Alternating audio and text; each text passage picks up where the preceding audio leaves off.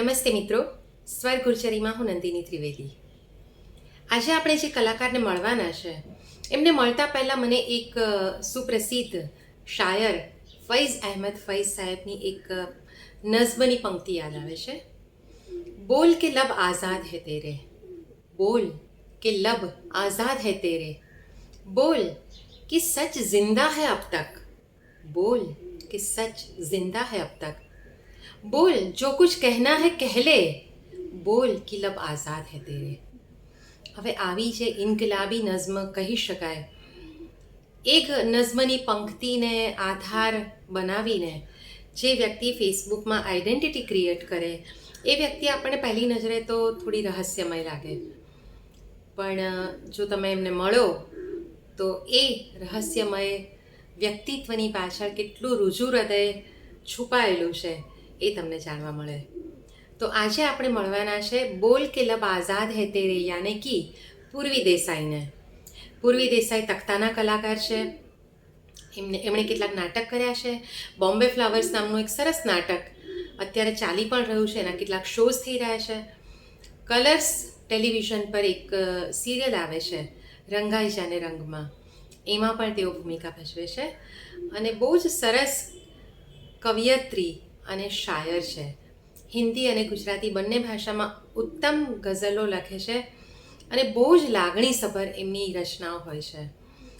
તો દેખાવમાં તમને જે એકદમ બોલ્ડ લાગે એવી વ્યક્તિ પૂર્વી દેસાઈ અંદરથી કેટલી કોમળ નાજુક છે એ તો આપણે એમને મળશું ત્યારે જ ખબર પડશે. તો સૌથી પહેલાં આપણે પૂર્વી દેસાઈ પાસેથી એમની એક સરસ મજાની ગઝલ અથવા તો કવિતા સાંભળીએ અને પછી એમની સાથેની વાતચીત શરૂ કરીશું. તો મળીએ પૂર્વી દેસાઈને. એક નવી નક્કોર પીડા રસ્તામાં છે, તે નહીં આપેલા ચુંબનો પડખામાં છે. એક નવી નક્કોર પીડા રસ્તામાં છે, તે નહીં આપેલા ચુંબનો પડખામાં છે. મેં હજુ ખર્ચ્યા જ નથી ગઝલોમાં એને, મેં હજુ ખર્ચ્યા જ નથી ગઝલોમાં એને, તે આપેલા આંસુઓ ગજવામાં છે. શોધી રહ્યા છે એ જવાનું બહાનું, શોધી રહ્યા છે એ જવાનું બહાનું, પગ તળેથી ધરા બસ ખસવામાં છે. મારા માટે તારું હોવું એ જ ઉત્સવ, મારા માટે તારું હોવું એ જ ઉત્સવ, ને તારા માટે મારું હોવું અથવામાં છે. સમય મળે તો ઝાંકી લેજે કોઈ દી સનમ, સમય મળે તો કોઈ દી ઝાંકી લેજે સનમ, તારા માટે જ એક બારી કમરામાં છે. લે ત્યારે આવી ગઈ પોંખવા જેવી પળ, લે ત્યારે આવી ગઈ પોંખવા જેવી પળ, તારું નામ મારા વિશેની અફવામાં છે. હાય પૂર્વી. હેલો, હાય. બસ તો આપણે આજે આ વાતચીતની શરૂઆત કરીએ અને સૌથી પહેલાં તો મારે તમને એ પ્રશ્ન પૂછવો છે કે તમે તમારું જે ફેસબુક નેમ છે બોલ કે લબ આઝાદ હૈ તેરે, એ મને બહુ રહસ્યમય લાગ્યું હતું. તો આ નામ પાછળનો હેતુ શું હતો એનું પર્દાફાશ કરો. એકચ્યુઅલી આ છે ને ફૈઝ અહેમદ ફૈઝની એક કવિતા છે, રાઈટ.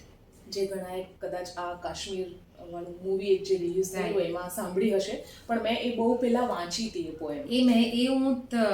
મારા ઇન્ટ્રોડક્શનમાં મેં કહ્યું જ આ વસ્તુ કે આ ફૈઝ અહેમદ સાહેબની કવિતા છે, પણ એ તમારા મગજમાં કેવી રીતે આખી વસ્તુ આવી? રાઈટ, એ એટલા માટે આવી કે એમાં એનો જે સ્ટાર્ટિંગ છે, બોલ કે લબ આઝાદ હૈ તેરે, બોલ કે જા અબ તક તેરી હૈ. સો ઇટ ઇઝ લાઈક કે ફેસબુક એક એવું માધ્યમ છે જ્યાં આપણે, અને ખાસ કરીને સ્ત્રીઓ કે જે ઘણી બધી જગ્યાએ નથી બોલી શકતી હોતી, એ વ્યક્ત થઈ શકે છે અને થાય છે, રાધર બિંદાસ વ્યક્ત થઈ શકે છે. સો મારા માટે ફેસબુક વ્યક્ત થવાનું એક માધ્યમ છે, બોલવાનું માધ્યમ છે. ઓકે. सो आई गेस कि बोल के लब आजाद है तेरे, यहाँ पे तेरे लब आजाद है, तू बोल सकती है. બહુ જ સરસ તમારું આ. એટલે હું તો ખરેખર બહુ ઇમ્પ્રેસ થઈ ગઈ હતી, કારણ કે દર્શકોને પણ એ વાતમાં મજા આવશે કે તમારી રિક્વેસ્ટ આવીને તો મને એમ થયું કે આ કોણ છે આવું બોલ કે લવ આઝાદ હે તેરે, અને પહેલાં તો મને બોલ કે લવ આઝાદ હે એવું સમજાયું હતું. સો આઈ થોટ કે આ લવ આઝાદ છે ને આ કઈ પ્રકારની વ્યક્તિ હશે ને આમાં તો મેલ ફિમેલ પણ ખબર ના પડે. સો હું જરા કન્ફ્યુઝ હતી, પણ પછી થોડું આમ તેમ જોયું, તમારું ફેસબુક પેજ જોયું તો મને તો આ તો બહુ ઇન્ટરેસ્ટિંગ વ્યક્તિ લાગે છે. સો આપણે ફ્રેન્ડ બન્યા અને પછી તો તમારા ઘણા બધા પાસા ઉઘડ્યા છે, તો આપણે એના વિશે પણ વાત કરીએ. પણ આ બહુ જ ખરેખર ઇન્ટરેસ્ટિંગ વાત છે કે બોલ કે લવ આઝાદ હે તેરે. અને ફૈઝ અહેમદ સાહેબ તો ખૂબ જાણીતા અને ઉચ્ચ કક્ષાના શાયર કહી શકાય. પેલી ગઝલ તો બધાને ખબર હશે કદાચ આપણા દર્શકોને, એમની બહુ ફેમસ છે, ગુલો મેં રંગ ભરે બાદલો બહાર ચલે, ચલે જાઓ તો ગુલશન કા કારોબાર ચલે. તો આપણે ગુલશનનો કારોબાર ચલાવીએ. મારે તમને એક વાત કહેવાની કે તમારા આ ઇન્ટરવ્યુઝ જે સ્વર ગુજરાતી પર આવે છે, મેં જોયા છે ઘણા બધા ઇન્ટરવ્યુ, અને મારે ખાસ દર્શકોને કહેવાનું કે પ્લીઝ થોડોક ટાઈમ કાઢીને આ બધા ઇન્ટરવ્યુઝ જોજો. તમારા ફિલ્ડની વ્યક્તિ હોય ન હોય, બટ ધીસ ઇઝ મસ્ટ, એટલા માટે કે તમને લાઈફ લેસનમાં થોડું ઘણું જાણવા મળશે, ચોક્કસપણે મળશે. Thank you so much. Yes, મારો પ્રયત્ન તો એ જ છે કે આપણી ભાષા, આપણી સંસ્કૃતિ, અને મોટા ભાગે ગુજરાતી ભાષા, પણ એવું નથી કે ફક્ત ગુજરાતી પૂરતું સીમિત રહી. એટલે ઇન્ડિયન ક્લાસિકલ જે ક્વોલિટેટિવ સંગીત છે, સાહિત્ય છે, લિટરેચર છે, અથવા તો થિયેટરને લગતી બાબતો છે, એ બધું જ અમે સ્વર ગુર્જરી પર મૂકીએ છીએ. યસ, આ બહુ જ ઉમદા પ્રયાસ છે, જે લોકોને ગુજરાતી પ્રત્યે ખાસ તો લગાવ છે એ લોકોને માટે. Thank you. આપણે બીજી વાત પણ આગળ શરૂ કરીએ. ઓકે, તો તમે આ બહુ સરસ વાત કરી ફૈઝ સાહેબની, પણ આ કવિતાનો શોખ કેવી રીતે જન્મ્યો, ક્યારે જન્મ્યો, અને હિન્દી કવિતા તરફ કેવી રીતે વળ્યા, અને હિન્દી ભાષા પર આટલો કમાન્ડ હોય એ પણ બહુ અગત્યની વસ્તુ છે. હા, એકચ્યુઅલી કવિતા, હું મારું ટોટલ એજ્યુકેશન ગુજરાતી મીડિયમમાંથી છે. ઓકે. તો ભાષા પ્રત્યે મને પહેલાથી હતો જ લગાવ. ક્યાં હતા તમે? ગુજરાતમાં કે અહીંયા મુંબઈ? ગુજરાતમાં. I am born and brought up in Gujarat only. Udvada પારસીઓનો જે મેઇન, ત્યાં જ મારો જન્મ અને મારું સ્કૂલિંગ બધું ત્યાં જ થયું. તો ત્યાંથી મને ભાષા પ્રત્યેનો થોડોક લગાવ થયો, અને મેં જસ્ટ કવિતાઓ વાંચવાની શરૂઆત જ કરી 8મા 9મા ધોરણમાં. અને પછી એવું થતું ગયું કે અમુક શબ્દો, વાક્યો ગમતા ગયા કે અચ્છા આ તો મારા જેવું છે, આ તો સેમ, મતલબ મેં અનુભવ્યું છે ક્યાંક એવું છે. અને પછી વાંચતા વાંચતા ક્યાંક ક્યારેક લખાવાનું શરૂ થયું કે ઓકે, અંદરથી કંઈક બહાર નીકળવું જોઈએ, તો એ રીતે લખવાની શરૂઆત થઈ. અરે વાહ. તો કેટલી ઉંમરની હતા ત્યારે? ઓલમોસ્ટ 9મા ધોરણમાં હું હતી ત્યારથી. પણ ક્યારેય છપાવવાનો કે એવો કંઈ પ્રયત્ન કર્યો? ના. પછી કોલેજમાં હતી ત્યારે મારા કોલેજના મેગઝિન્સમાં છપાતી હતી મારી ગઝલો, કવિતાઓ વગેરે. પણ એ પહેલા સ્કૂલમાં તો હાર્ડલી, મતલબ એક અંતર્મુખી વ્યક્તિત્વ તરીકે એવું થયું કે મને ડાયરીઓ લખવાની પણ આદત હતી, તો મને લખવાની આદત ત્યાંથી પણ પડી છે. બટ ધેટ વોઝ લાઈક મારા સુધી હતું ફક્ત. એટલે તમને માધ્યમ ફેસબુક દ્વારા મળ્યું વ્યક્ત થવાનું, એવું કહી શકાય? હા, ચોક્કસપણે જ એવું કહી શકાય. આઈ નો. એટલે એ રીતે ઘણાને ફાયદો થયો છે, જે તમે કહ્યું કે સ્ત્રીઓ જે બોલી નથી શકતી, અહીંયા ઘણી બધી વાતો કરી શકે છે, શેર કરી શકે છે. પણ હિન્દી કવિતા પ્રત્યે કેવી રીતે લગાવ થયો, અને આટલું સરસ હિન્દી કેવી રીતે લખો છો? હિન્દી મને એટલા માટે કે સૌથી પહેલા હિન્દી બુક મને મારા પપ્પાએ એક પ્રેમચંદની, મુંશી પ્રેમચંદની એક બુક મને આપેલી. અને એ બુક વાંચ્યા પછી મને થયું કે અરે, Hindi is like fab to read. Like Hindi સાહિત્યની એક આખી દિશા જ પછી ત્યાંથી ખુલી ગઈ. તો મેં પછીથી એવું કર્યું કે સતત હિન્દી વાંચવાનું શરૂ કર્યું. અને વાંચવાનું શરૂ કર્યું ત્યાંથી ઓટોમેટિકલી લખવાનું પણ શરૂ થયું, કારણ કે તમે વાંચો એટલે તમે વિચારી પણ શકો એ લેંગ્વેજમાં. સો હું હિન્દીમાં વિચારતી થઈ એટલે હિન્દીમાં લખતી થઈ. પણ કોઈનું ગાઈડન્સ કે એવું કંઈ લીધું છે કે તમે તમારી રીતે જ જાતને અભિવ્યક્ત કરી છે? ના, મેં ક્યારેય કોઈનું ગાઈડન્સ નથી લીધું. એટલે આ કવિતાનું જે મીટર ને ગઝલનું મીટર, એ બધું આપોઆપ આવે છે? યસ, મેં છંદ શીખ્યા જ નથી. છંદ મને હજુ પણ મારી કવિતાઓ કે ગઝલોમાં મીટર નથી હોતા. હા, હું ગદ્ય લખું છું ત્યારે આશુ પટેલ તમે ઓળખતા હશો? ઓફકોર્સ, એ તો ફ્રેન્ડ છે. યસ, એમણે મને સતત પ્રોત્સાહિત કરી છે, સતત કે તું લખ. જ્યારે લખવાનું બંધ થઈ જાય છે ત્યારે એ સતત કહેતા હોય છે મને. Okay, so that's so nice. પણ તમે આટલું વાંચ્યું છે, લખ્યું છે, તો એવી કોઈ કાવ્ય પંક્તિ કે ગઝલનો કોઈ શેર છે કે જે તમે તમારી જાત સાથે રિલેટ કરી શકો, અથવા તો જેનાથી તમારી જાત અભિવ્યક્ત થઈ શકતી હોય? એકચ્યુઅલી ઘણા બધા કારણ કે મારું લખવાનું એવું છે કે હું મૂડ પર, એટલે આજે બહુ ખરાબ મૂડ છે તો એ રીતનું લખાશે, આજે હેપી મૂડ છે તો કંઈક અચ્છા ઓકે ચલો હેપીનેસને વ્યક્ત કરીએ. અરે સો વાહ. મારું લખાણ હંમેશા જોડાયેલું હોય, એક પ્રોમ્પ્ટ લખાણ હોય છે. પણ તમને એટલે ઘણી વખત મને તો બહુ એવું થાય કે અમુક શેર વાંચું કે કાવ્ય પંક્તિ વાંચું તો મને એમ થાય કે આ તો મારી જ વાત છે, એટલે આ મારી પર્સનાલિટી છે લાઈક. હા, તો એવું કોઈ છે તમને કોઈ શેર કે અથવા તો કોઈ યાદ આવે છે? એટલે મારો શેર તમે પૂછો છો? તમારો નહીં, તમારા અચ્છા. કોઈ પણ ગઝલકારનો કે મને- કોઈ પણ પોએટનો. ઘણા બધા એવા તો શેર છે. જ્હોન એલિયા કરીને એક બહુ મશહૂર પોએટ હતા. એમનો એક શેર છે કે तुम्हें मेरे कमरे को सजाने की तमन्ना थी मगर मेरे कमरे में किताबों के सिवा कुछ भी नहीं. અરે વાહ. સો આ શેર મને હંમેશાથી જ બહુ જ ગમ્યો છે કે મને પણ એક રૂમ એવો જોઈતો હતો કે જ્યાં ફક્ત Books હોય. બુક્સ હોય. yes. અને એ જ ડેકોરેશન હોય આપણું. હા. અને આ તો કેટલી સરસ વસ્તુ છે Actually. કે જેના ડેકોરેશનમાં પુસ્તકો હોય એની જિંદગી કેટલી સમૃદ્ધ હોઈ શકે. Exactly. I know. અને તમારા ગમતા શાયરો કોણ છે અથવા તો કવિઓ? ફર્સ્ટ ઓફ ઓલ મને જ્હોન એલિયા ઓફકોર્સ, કારણ કે મારી ટીન એજની શરૂઆત અને મેં જ્હોન એલિયાને વાંચવાની શરૂઆત કરી. સો હી વોઝ માય, તમે કહી શકો ક્રશ હતા. ઓકે. તો એમના ઘણા બધા શેરમાંથી એક છે કે મેં જો હું જ્હોન એલિયા હું જનાબ મેરા બેહદ લિહાઝ કીજીએ, અરે વાહ. ये मूड के कवि थे वो. तो एक જ્હોન એલિયા આપણા મરીઝ તો ઓફકોર્સ કોઈ સવાલ જ નથી. બરાબર છે. અને હમણાં ના જે મતલબ જે લોકો સાથે સંપર્ક થઈ શકે એમ છે કે સંપર્ક કરી શકું એવામાં મને એક અનિલ ચાવડા પણ Right. બહુ ગમે છે અને ચંદ્રેશ મકવાણા. બરાબર છે. આ બધા અત્યારના કવિઓ. હા, સમકાલીન. ઝુબેર અલી તાબિશ. Okay, good. અને અભિનય ક્ષેત્રે કેવી રીતે આવ્યા? અભિનય ક્ષેત્રે એકચ્યુઅલી હું સ્કૂલમાંથી જ પાર્ટિસિપેટ કરતી હતી. એટલે મારી મમ્મી ઇઝ લાઈક થોડુંક આધ્યાત્મિક તરફ એમનો ઝુકાવ વધારે હતો. તો જ્યારે પણ મોનો એક્ટિંગ વગેરેની કોમ્પિટિશન હોય તો મમ્મી મને સીતા બનાવે, દ્રૌપદી બનાવે અને એ જ સ્ક્રિપ્ટ પણ લખી આપે. ઓહ, તો ત્યારે મને એ સ્ટેજ ફિયર જતો રહેતો પછી. ઓકે. અને પછી એ કન્ટિન્યુ થયું સ્કૂલમાં, કોલેજીસમાં. અને પછી તો સ્ટેજ ઇઝ લાઈક તખતો એવી વસ્તુ છે ને કે તમે એકવાર ઊભા રહો ને પછી તમે ઉતરી જાઓ તો પણ તમે ત્યાં જ હો. રાઈટ. ઓકે, તો તમારા મધર પાસેથી તમને આ બધી પ્રેરણા ખાસી મળી હા, છે. હા. તો તમારે આ જ ક્ષેત્રમાં કરિયર બનાવવી એવું તમે નક્કી કર્યું હતું? ના, આ મારું રસનું ક્ષેત્ર હતું, પણ સ્કૂલ લેવલ પર મેં ક્યારેય વિચાર્યું નહોતું કે હું કરિયર આમાં બનાવીશ. દેન આફ્ટર કોલેજમાં અમે લોકો યુથ ફેસ્ટિવલમાં પાર્ટિસિપેટ કરતા અને ત્યાં એવું થયું કે FY BCom first year, second year અને થર્ડ યર 3 વર્ષ કન્ઝ્યુકેટિવ મને ફર્સ્ટ એક્ટિંગ પ્રાઇઝ મળ્યું. અરે વાહ. ક્યાં? ત્યાં જ કોલેજ ત્યાં જ હા, કરી છે? વલસાડથી કોલેજ કરી છે મેં કોલેજ, સાઉથ ગુજરાત યુનિવર્સિટીમાંથી. તો મને એ 3 બેસ્ટ પ્રાઇઝ મળ્યા અને પછી મારા ડિરેક્ટરે મને એવું કહ્યું હતું કે આ બહુ જ મતલબ Chandravadan Chimanlal Mehta acting prize Chanchi Mehta, okay. જે 3 વર્ષ મેં લીધા છે અને મારા પછી કદાચ એક જ જણે આ 3 પ્રાઇઝ લીધા છે. તો ત્યારે મને મારા ડિરેક્ટર સર જે હતા એમણે મને કહ્યું હતું કે હવે આ 3 ટ્રોફીઝ લઈને ઘરે નહીં બેસી જતી. અરે વાહ. Okay. So that was the moment કે મારા મગજમાં એમ આવ્યું કે હું આને એક કરિયર ઓપ્શન બનાવું. ઓકે.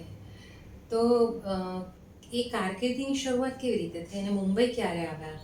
મુંબઈ આવ્યા પછી તમે ફૂલ ફ્લેજડ આમાં જોડાયા? જી, કોલેજ પૂરી કરી અને પછી મારા આફ્ટર મેરેજ તો હું થોડું સંસારમાં આપણે Right. વ્યસ્ત હોઈએ તો ત્યારે તો એવો કોઈ સ્કોપ નહોતો, પણ અમે લોકો 2006માં મુંબઈ આવ્યા અને આફ્ટર ધેટ મને લાગ્યું કે અહીંયા ફલક છે, બહુ મોટું ફલક છે.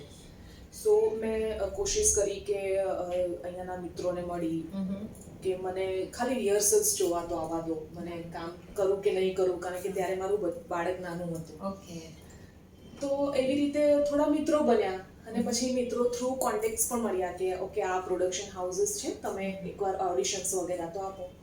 અને એમાં મને એક બહુ સારી તક મળી ગઈ નાટકની. એ કયું પહેલા નાટક તમે કયું કર્યું? મારું પહેલું અહીંયા નાટક હતું વાણિયા ભગવાનના ભાણિયા. એ હેમંત પીઠડિયા સર એના પ્રોડ્યુસર હતા ઓકે. અને કેબી સર રાઈટ. તો ઓફકોર્સ છે જ. એ એમણે ડિરેક્ટ કર્યું હતું આપણે. Okay so that was the first that was the first play. એના અમે લગભગ 100 થી વધારે શો કર્યા. ઓહ એટલે નાટકોની શરૂઆત મુંબઈમાં આવ્યા પછી કમર્શિયલી થઈ. હા, કમર્શિયલી થઈ. યસ. ઓકે પણ તમને કઈ પ્રકારના નાટકો કરવા ગમે છે, કમર્શિયલ કે નોન કમર્શિયલ કે ઓફબીટ?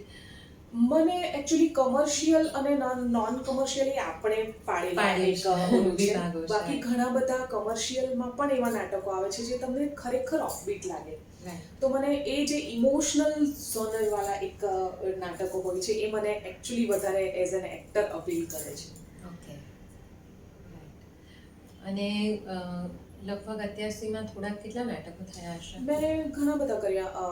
એક તો આ વાણિયા ભગવાનના ભાણિયા કર્યું, પછી ગુજરાત મુંબઈ સમાચાર માટે 2 નાટકો કર્યા, ઓકે ઓકે પછી થોડાક હિન્દી નાટકો કર્યા, ઓકે અને અત્યારે રિસન્ટલી હું એક સિરિયલ કલર્સ ગુજરાતી માટે કરી રહી છું, હા જે મારી હમણાં જ ઓન એર ગઈ 2 મહિના પહેલા, અને એ રંગાઈ જાને રંગમાં. એમાં તમારો રોલ શું છે? એમાં મારો રોલ એક બિઝનેસ વુમન છે જેણે પોતાના દમ પર એ 350 હોટલ્સની માલિક બની છે, અને 3 બાળકો દીકરાઓ છે એને, અને એનો સંઘર્ષ બતાવ્યો છે. ઓકે એ સિવાય મેં એક ફિલ્મ પણ કરી છે જયંત ગિલાધર સર સાથે. Oh, okay. Of course Yes, I બહુ know. વેલ નોન નામ છે, જે ગીતા માણેકે લખી હતી, હા, હલકી okay. ફુલકી, જે એમેઝોન પ્રાઇમ હા પર જોઈ રાઈટ શકાશે. રાઈટ ઓકે અચ્છા એમાં તમે અભિનય કર્યો છે. હા જી. ગ્રેટ ઓકે તો તમારા આદર્શ કોણ છે નાટક અને ફિલ્મ બંને ક્ષેત્રે? આ એકચ્યુઅલી થોડોક અઘરો સવાલ પ્રશ્ન છે. છે. પણ મને શેફાલી છાયા આઈ લવ. ઓકે ક્યારેક મને એમ થાય કે એમના જેવું બસ એક શોટ આપી હવે શકું. શેફાલી શાહ. શેફાલી શાહ, સોરી, હા, my mistake. Shefali Shah, she is my role model. અરે વાહ મતલબ વર્ષોથી, અને જ્યારથી મેં જોયા છે ત્યારથી મારે માટે એ મારા આઈડોલ છે. ઓકે બીજા એક છે માનવ પોલ. માનવ પોલ મને as an actor, as an writer અને એઝ અ થિયેટર આર્ટિસ્ટ, ત્રણ રીતે he is my favourite one. Okay so you try to learn from them whatever Yes, they yes, make yes. શક્ય I બને inspire. ત્યાં સુધી. અચ્છા એક થોડોક પર્સનલાઇઝ સવાલ છે. તમારો લુક બહુ બોલ્ડ છે, Yes. But I have seen your poetries, મેં વાંચી છે ફેસબુક પર, અને એમાં આખી જુદી પર્સનાલિટી છે. Right. તો એની જે તમારા બોલ્ડ લુકની પાછળ જે એક થોડી શરમાળ, થોડી અંતર્મુખી જે એક સ્ત્રી છુપાયેલી છે, તો એનો રાઝ શું છે? એકચ્યુઅલી આઈ નેવર બિલીવ કે, મતલબ હું પોતે પણ એવું નથી માનતી કે તમારે કોઈકના બાહ્ય પરિવેશને જોઈને એનો આંતરિક સ્વભાવનું મૂલ્યાંકન કરી લેવું જોઈએ. Very true. સો ક્યાંક ને ક્યાંક મેં જાણી બૂજીને એ એક મેન્ટેન કર્યું છે કે હું બહારથી ભલે બોલ્ડ દેખાતી હોઉં, બટ ઇનસાઇડ હું પણ એક સંવેદનશીલ વ્યક્તિ છું, જે લાગણીઓને મહેસૂસ કરી શકે છે, ફીલ કરી શકે છે. એન્ડ બાય નેચર હું અંતર્મુખી જ છું. સો એ વસ્તુ મને ગમે કે કોઈક મારા લુકને જોઈને એમ ન ધારી લે કે she is bit of introvert અને આને બોલાવવા જેવું નથી. ગુડ. અને નોર્મલી લોકો ફેસ વેલ્યુ પર જ જજ કરતા હોય Yes, છે, that yes. Is very wrong. Right. એટલે એ તો બરાબર છે. ઓકે જીવન જીવવાની 3 જ ચાવી તમારે કહેવાની હોય તો કઈ આપી શકો? જે મેં મારી પર્સનલ લાઈફમાં અપ્લાય કરી છે, અને એમાં મને 100%નો સંતોષ છે. ઓકે પહેલી વાત કે ઈશ્વરે તમારે માટે લીધેલા નિર્ણયો પર પૂરેપૂરી શ્રદ્ધા રાખો, if it is good or bad for you. બીજું, તમારી શ્રદ્ધા પર ક્યારેય શંકા નહીં કરો. અને થર્ડ, જ્યારે પણ એવું લાગે કે હવે તૂટી જવાશે, હવે આનાથી આગળ કશું જ નથી, તો હંમેશા એક વસ્તુ યાદ રાખવાની, બારણું બંધ થઈ જાય ને તો એક બારી તો ખુલ્લી હોય જ. બહુ જ સાચી વાત છે. અને એક તો એમ પણ કહેવાય છે કે એક બારણું બંધ થાય તો ભગવાન બીજું ખોલતો હોય છે. એકચ્યુઅલી એટલે ઘણી વખત આપણને એમ થાય કે આ તો બધા જ દરવાજા એક સાથે બંધ થઈ ગયા છે, પણ ત્યારે આપણી નજર બારી પર હોતી જ નથી. હા સાચી વાત છે, બહુ સરસ વાત છે. આ ખરેખર જીવનમાં ઉતારવા જેવી તમારી ચાવીઓ છે. એટલે લોકો તાળા બંધ ના રાખે, અને બંધ રાખ્યા હોય તો આ ચાવીથી ખોલી શકે. ઓકે તમારા હસબન્ડ આશુતોષ ગીતા દેસાઈ, જી. જે બહુ સારા કોલમિસ્ટ છે. હું તો એમને કોલમિસ્ટ તરીકે જ ઓળખું છું, લેખક તરીકે ખૂબ સરસ લખે છે.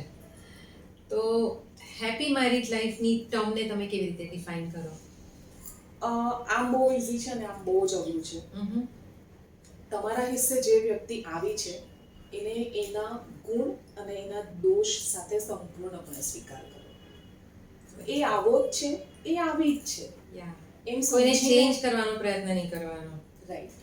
Yeah okay. તમારા લવ મેરેજ છે? જી, અમારા લોકો એટલે તમે આમ પેલું ઠોસથી કહી શકો છો કે ગુણ દોષ બંને સાથે સ્વીકારવાના. કારણ કે એણે પણ મને એ જ રીતે જોઈ છે કે અમુક વસ્તુઓ મારામાં નથી તો નથી, અને એ પ્રકૃતિ જ છે. પ્રકૃતિમાં તમે ચેન્જ નહીં લાવી શકો, એને મોડિફાઈ કરી શકો. થોડી ઘણી થઈ શકે, હા, બાકી but મોટા you ભાગે can't change. Very true.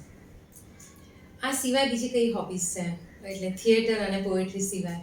મને વાંચવાનું સખત ગમે. મતલબ મારા ઘરે ઓલમોસ્ટ એ રૂલ છે વર્ષોથી કે સૂતા પહેલા 10 પાના વાંચીને સુવાનું.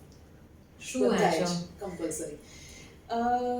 મોટે ભાગે મારું જોનરે આધ્યાત્મિક. હું રાત્રે વાંચતી હોઉં તો આધ્યાત્મિક વાંચતી હોઉં છું, કે જેથી કરીને એ પછી પૂરી નાઇટમાં આપણા back of the mind the thoughts can remain. અને એ સિવાય મને નોવેલ્સ પણ ગમે અને બાયોગ્રાફીઝ હું મોટે ભાગે વાંચતી હોઉં છું. મને પણ બહુ જ ગમે. ઇન્સ્પિરેશનલ હોય છે. Yes, exactly. ઓકે. અચ્છા, તો રોજ વાંચો? Yes, yes. અને બધા વાંચે ઘરમાં? બધા જ વાંચે. બધાને એ that is a rule everyone have to follow. Very nice. બહુ સરસ છે. તમારી કોઈ એમ્બિશન છે? નોટ એમ્બિશન તો નહીં કહી શકાય, પણ હા, મારે હું જે કંઈ પણ કરું એ મારું 100% આપીને સારી રીતે કરવું છે. સો ऐसा नहीं है कि कहीं पहुंचना है, પણ જ્યાં પણ પહોંચું ત્યાં હું એક સફરની મજા લઈને પહોંચું. બહુ સરસ. હવે આપણે તમારી કવિતાઓ સાંભળીએ એક બે. શ્યોર. કારણ કે તમે એક તો કવિતા ગુજરાતી સરસ મજાની સંભળાવી, પણ હવે એક હિન્દી પણ સાંભળવી છે. ચોક્કસ. હા, તમે you can use your diary. મારી ડાયરી મારે માટે બહુ મહત્વની છે, મૂલ્યવાન છે. પણ તમારી ખૂબ સરસ કવિતા છે. હિન્દી વાંચો છો ને? આ એક હિન્દી કવિતા છે. ઓકે.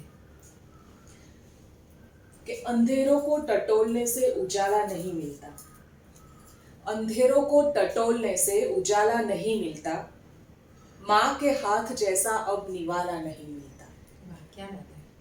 जिस्मों की नंगी छानबीन पे एतराज कैसा, जिस्मों की नंगी छानबीन पे एतराज कैसा, रास्ता भी तो दिल तलक पहुंचने वाला नहीं मिलता.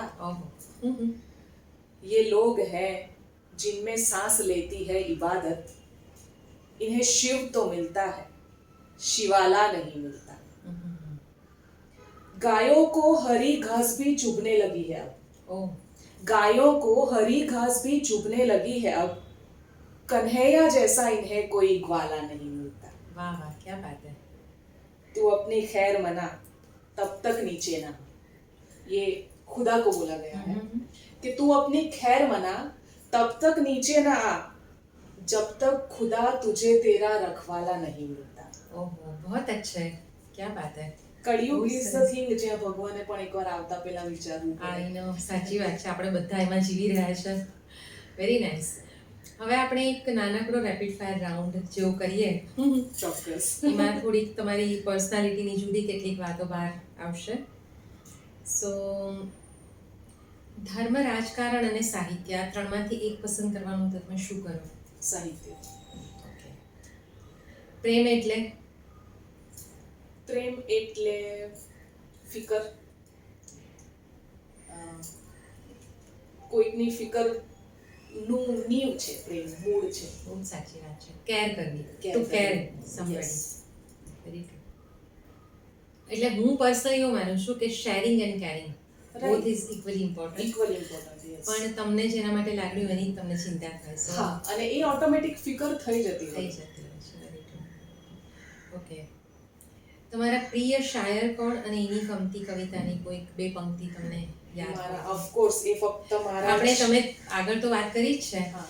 પણ એ શાયરની કોઈ કવિતા જી. કે પંક્તિ વિશે કહો. મરીઝ એક એવા શાયર છે જે ફક્ત મારા જ પસંદીદા શાયર નહીં જ હોય, આઈ નો આખા ગુજરાત આખા ગુજરાતના રાધર આખા કદાચ ભારતના પણ ભારતના, આ બહુ પ્રિય શાયર છે. અને એમની એક મને બહુ જ ગમતી આ ગઝલ છે જેના શેર છે કે જિંદગીને જીવવાની ફિલસૂફી સમજી લીધી, ઓકે.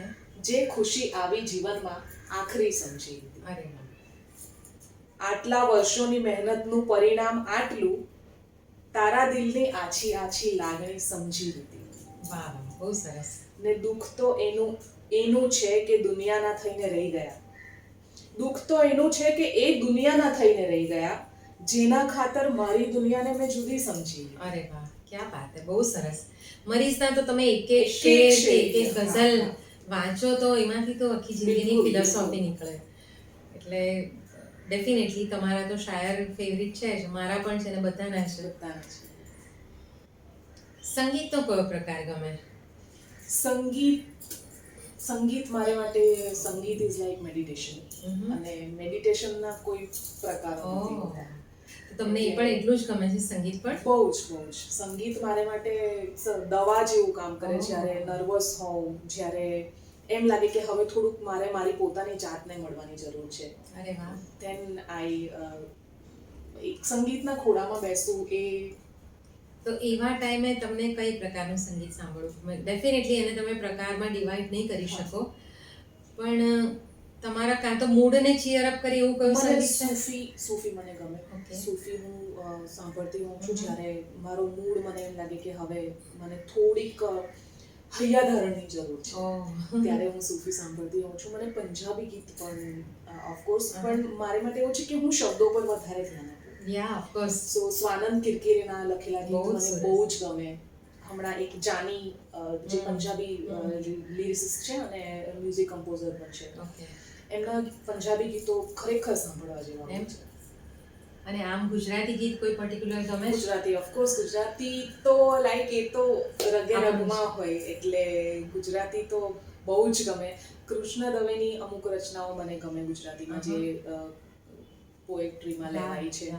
પછી શોભિત સરના તો બહુ સરસ, એમની પણ ગઝલો. યા કોઈ પણ ટાઈમે તમે અને કોઈ પણ મૂડમાં સાંભળી શકો ને એવું સંગીત છે ગુજરાતી સુગમ સંગીત. એટલે એ પણ તમે સાંભળો છો? Yes of course. અને આ તો તમે કહ્યું એ વાત બહુ જ સાચી છે કે music like a meditation, it's a healing. Healing. મેં બુક લખી છે એની પર, સેહત કે સુર. ઓહ, ક્યા બાત હે. સો એમાં આ બધું બહુ એક્સપ્લેન કર્યું છે કે મ્યુઝિક કેવી રીતે અફેક્ટ કરે હા, અને કેવી રીતે તમને હીલ કરી શકે. Right. So it has a power. વાંચવી જ પડે, ચોક્કસ. કોઈ સવાલ નથી. તમને જરૂર આપીશ. યસ. ઓકે, તમારા માટે સ્ટ્રેસ બસ્ટર શું છે? રીડિંગ. મારે માટે Reading. વાંચવું એક સ્ટ્રેસ બસ્ટર છે. મારે માટે એકલા રહેવું, ધેટ ઇઝ હું મારી સાથે હોઉં છું તો હું સૌથી વધારે રિલીવડ relieved યુ થઈ. ફીલ. ગ્રેટ. અને તમારું ફેશન સ્ટેટમેન્ટ શું છે? Because I have seen you in many અટાયર્સ.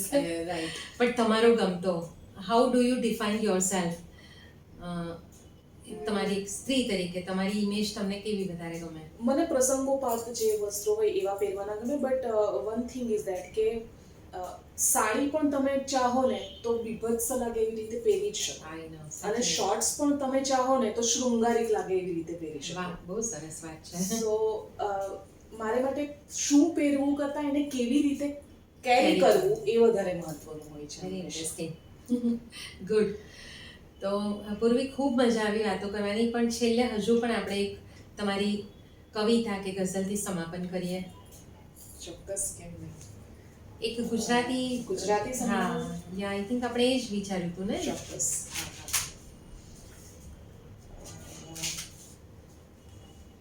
આ એક કવિતા છે ગુજરાતી. ભરરે અજવાળે અમે એવું પોખાયા કે અંધારે વળગ્યો છે જીવ. હાલ મુઆ દરજીડા કમખાને મેલ, હવે કંતાયેલ હૈયાને સીવ.